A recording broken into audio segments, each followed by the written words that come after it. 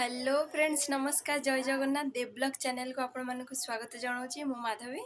आपण मैंने केमिति अछंती निश्चय भलरे थिबे मु भी भलरे अछि आ मो फैमिली रे समस्ते भलरे अछंती।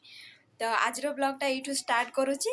ता पूर्व कहि दउची प्लीज जो माने मो चैनल को नुआ आछंती मो चैनल टा को सब्सक्राइब कर देबे आ वीडियो टी भल लागिले निहाते लाइक कर देबे कमेंट कर देबे आ शेयर कर देबे ठीक अछि।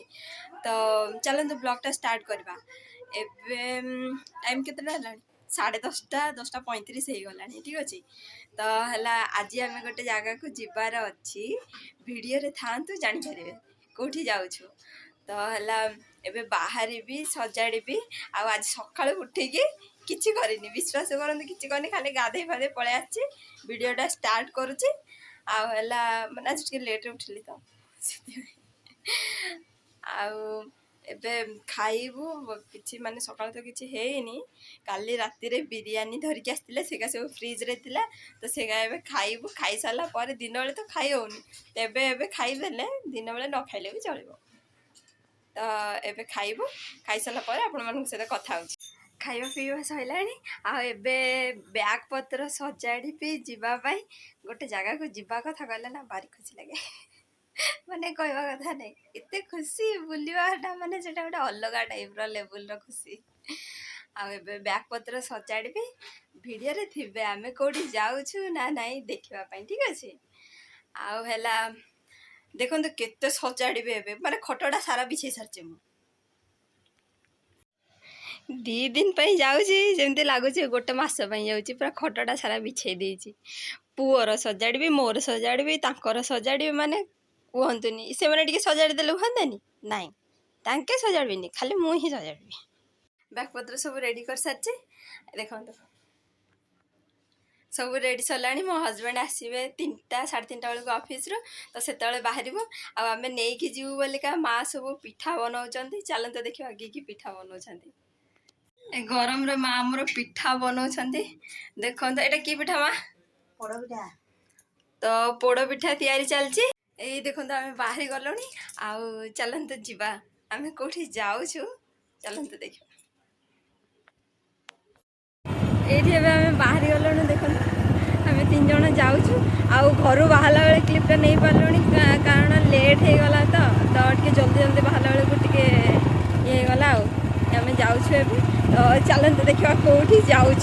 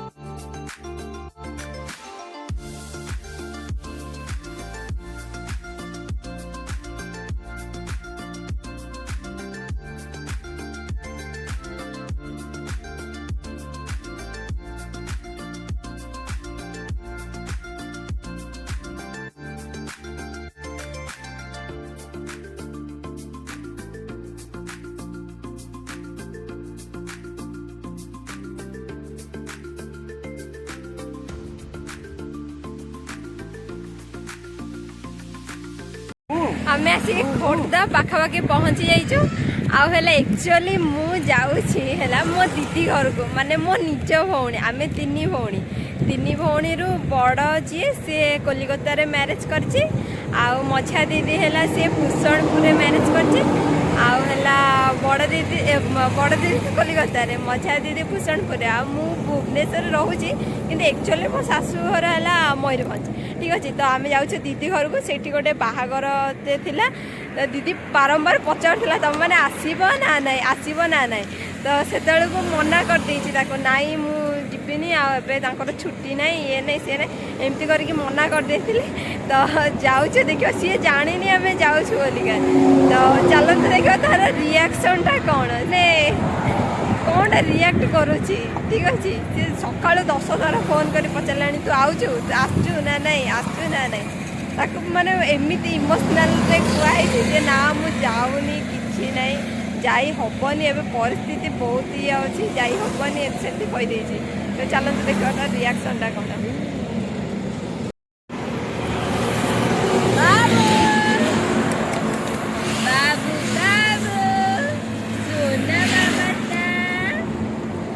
छोना बाबा तो पानी पिला मालू बाबा बाबा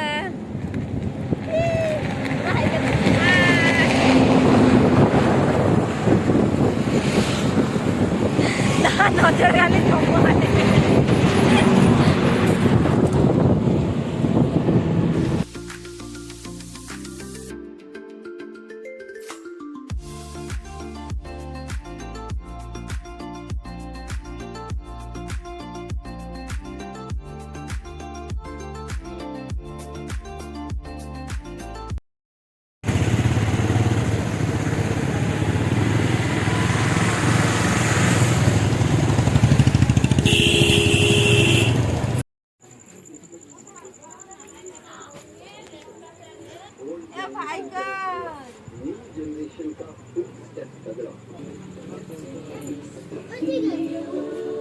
माँ कोई माँ निकुता धरो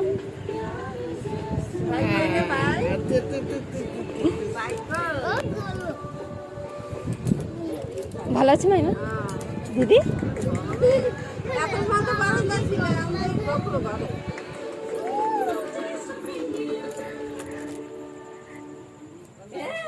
लाइट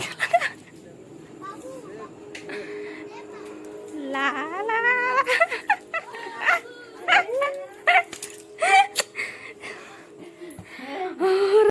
रिएक्शन देखो तो से सो गई क्यों आसने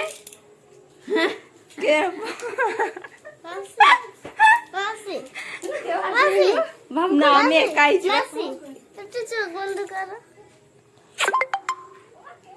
हाय को दो हाय ओए रमना ए कैमरा देखे दे टटिया ना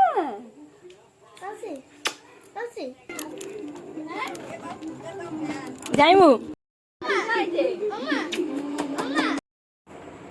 आसला पर तो टिके माने दीदी सहित कथा हो केतबेले सोई पड़थिले माने मु भी निजे भी जानिनी तो एबे उठिकी खाई पीकी पळे आछि सोइबा पय तो आज पय एतिकी